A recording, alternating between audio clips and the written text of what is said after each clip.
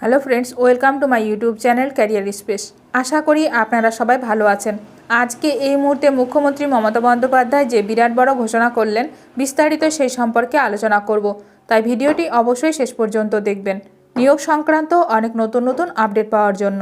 বন্ধুরা, শিক্ষা সংক্রান্ত ও চাকরি সংক্রান্ত সমস্ত রকমের লেটেস্ট আপডেট আপনারা এই চ্যানেলে পাবেন।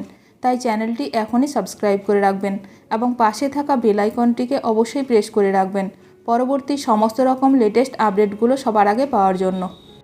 1000 অতীত, এবার মিলবে 1800 টাকা। নববর্ষের আগেই বড় ঘোষণা করলেন রাজ্যের মুখ্যমন্ত্রী মমতা বন্দ্যোপাধ্যায়। ক্ষমতায় এসেই রাজ্যবাসীর পাশে দাঁড়িয়ে একাধিক জনকল্যাণমূলক প্রকল্প চালু করেছেন মুখ্যমন্ত্রী মমতা বন্দ্যোপাধ্যায়। লক্ষ্মীর ভাণ্ডার থেকে শুরু করে কন্যাশ্রী, কৃষক বন্ধু থেকে শুরু করে তরুণের স্বপ্ন, সেই তালিকায় নাম আছে অনেক স্কিমের।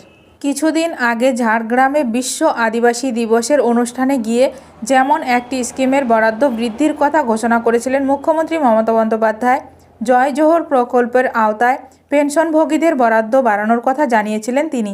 এবার থেকে এই স্কিমের অধীন পেনশনভোগীদের বরাদ্দ 1000 টাকা থেকে বাড়িয়ে দেওয়া হবে।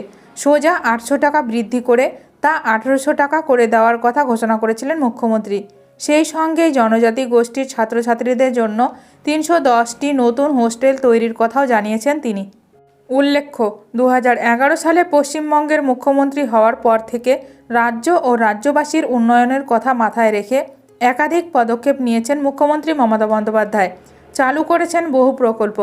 লক্ষ্মীর ভাণ্ডারের মাধ্যমে যেমন বাংলার মহিলাদের মাসিক ভাতা দেয় সরকার, তেমন অন্যান্য প্রকল্পগুলোও মুখে হাসি এনেছে সবার। ভিডিওটি ভালো লাগলে অবশ্যই লাইক করবেন। আজকের ভিডিওটি এখানেই শেষ করলাম। নতুন কোনো আপডেট নিয়ে দেখা হবে নেক্সট ভিডিওতে।